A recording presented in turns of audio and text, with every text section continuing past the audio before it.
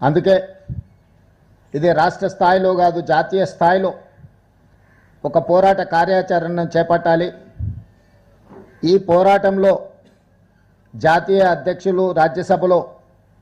Opposition leader Mallikarjun Kharge గారిని, Lok Sabha leader of opposition Shri Rahul Gandhi గారిని, 100 మంది కాంగ్రెస్ పార్లమెంట్ సభ్యులందరూ కూడా సహకారం తీసుకొని లోక్సభ, రాజ్యసభలో తెలంగాణ కోసం, ఓబీసీ రిజర్వేషన్ల కోసం తీసుకున్న నిర్ణయాలు వాయిదా పడడానికి కేంద్ర ప్రభుత్వాన్ని ప్రశ్నించడానికి మేమందరం ఢిల్లీకి వచ్చి మిత్రులు పిసిసి అధ్యక్షులు మహేష్ కుమార్ గౌడ్ గారు, ఉప ముఖ్యమంత్రి బట్టి విక్రమార్క గారు, ఉత్తమ్ కుమార్ రెడ్డి గారు, మిగతా మంత్రివర్గ సహచరులం అందరం కూడా ఇందిరా భవన్లో స్పష్టంగా అధికారిక కార్యాచరణలో మేము తీసుకున్న విధానాన్ని, ఈరోజు వాటి పరిస్థితులను అందరికీ వివరించడం జరిగింది. ఆనాడు శ్రీ మల్లికార్జున్ ఖర్గే గారు, శ్రీ రాహుల్ గాంధీ గారు సంపూర్ణంగా తెలంగాణ చేపట్టిన ప్రక్రియను సమర్థించుకుంటూ మేము తీసుకున్న నిర్ణయాలు ఓబీసీలకు పెంచాల్సిన 42% రిజర్వేషన్లకు సంపూర్ణ మద్దతు పలికారు. మద్దతు పలకడమే కాకుండా చట్టసభల్లో కేంద్ర ప్రభుత్వాన్ని, నరేంద్ర మోడీ గారిని మేము నిలదీస్తామని చెప్పి వారు మాకు అండగా నిలబడ్డారు. ఆ తర్వాత టాల్కటోరా స్టేడియంలో దేశం నలుమూలల నుంచి బలహీన వర్గాల ప్రతినిధులను, కాంగ్రెస్ వాదులందరినీ, వేలాది మందిని పిలిపించి శ్రీ ఖర్గే గారు, శ్రీ రాహుల్ గాంధీ గారు ఒక అవగాహన సదస్సును నిర్వహించి దేశ స్థాయిలో 2026లో రాబోతున్న జనగణనలో కులగణన చేర్చడమే కాకుండా ఓబీసీ రిజర్వేషన్లను పెంచాల్సిన ఆవశ్యకతను రాహుల్ గాంధీ గారు, ఖర్గే గారు చేపట్టబోయే బాధ్యతలను సవివరంగా వాళ్ళు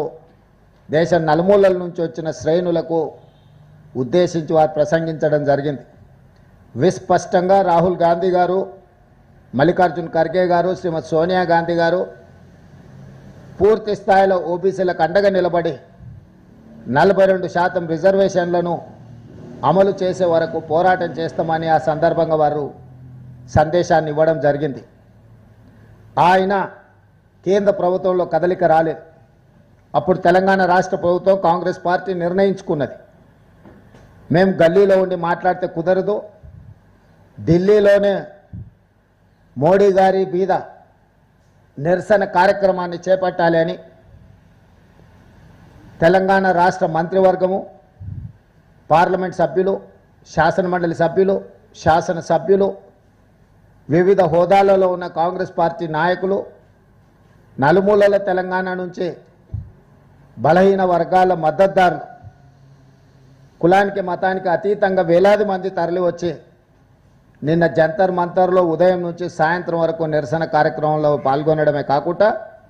ఇండియా కూటమికి సంబంధించిన దాదాపుగా 100 మంది పార్లమెంట్ సభ్యులు, వివిధ రాజకీయ పక్షాలు, Samajwadi party, NCP, DMK, communist పార్టీలు, ఇతర చాలా రాజకీయ పార్టీలు, దాదాపుగా 100 మంది పార్లమెంట్ సభ్యులు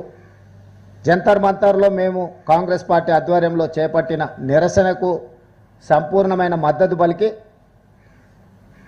ఎక్కడైనా ఎప్పుడైనా ఈ రిజర్వేషన్లు పెంచడానికి అవసరమైన పోరాట కార్యాచరణలో వాళ్ళ సంపూర్ణమైన మద్దతు ఉంటుందని చెప్పి నిన్న వారు అక్కడికి వచ్చి ప్రసంగించడం జరిగింది. దాదాపుగా 10 రోజుల ముందు నుంచే రాష్ట్రపతి గారిని కలిసి రాష్ట్రపతి గారి దగ్గర విద్యా ఉద్యోగ అవకాశాలలో 42% రిజర్వేషన్ల బిల్లు, స్థానిక సంస్థలలో 42% రిజర్వేషన్లు ఓబీసీలకు ఇవ్వాల్సిన 2 బిల్లులు, చంద్రశేఖరరావు గారు తీసుకొచ్చి గుదిబండగా మారిన 50% పరిమితితో కూడుకున్న ఆర్డినెన్స్ను ఆమోదించండి అని రాష్ట్రపతి గారికి కలిసి విజ్ఞప్తి చేయాలని దాదాపుగా 10 రోజుల క్రితమే రాష్ట్రపతి గారి అపాయింట్మెంట్ మేము అడగడం జరిగింది. మేము రాష్ట్రపతి గారి అపాయింట్మెంట్ అడిగిన తర్వాత అమిత్ షా గారు, నరేంద్ర మోడీ గారు రాష్ట్రపతి గారిని కలిసారు. వారు ఏం మాట్లాడుకున్నారో తెలియదు, కానీ మా కొండా సురేఖ గారు,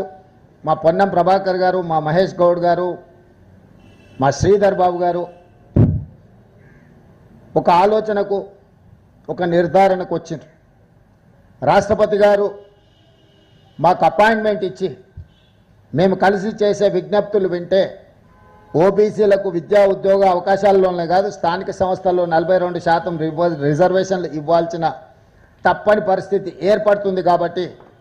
అసలు తెలంగాణ రాష్ట్ర ప్రభుత్వానికి ముఖ్యమంత్రి గారి నేతృత్వంలో కలిసి ఒక విజ్ఞాపన పత్రాన్ని ఇచ్చి మా పెండింగ్ బిల్లుల అంశాన్ని తేల్చమని ఏదైతే అడుగుతున్నామో, మాకు అపాయింట్మెంటే రాకుండా కేంద్ర ప్రభుత్వం నరేంద్ర మోడీ గారు అమిత్ షా గారు అడ్డుకున్నారని ఒక నిర్ధారణకు మా మంత్రివర్గ సహచరులు మా పార్టీ అధ్యక్షుడు వచ్చిండ్రు. అందుకే ఈరోజు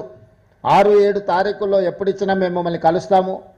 ఢిల్లీలో మీకు అందుబాటులో ఉంటాము అని చెప్పి రాష్ట్రపతి గారికి మేము తెలియజేయడం జరిగింది. అందుకే ఇప్పటి వరకు నిన్న నిరసన కానీ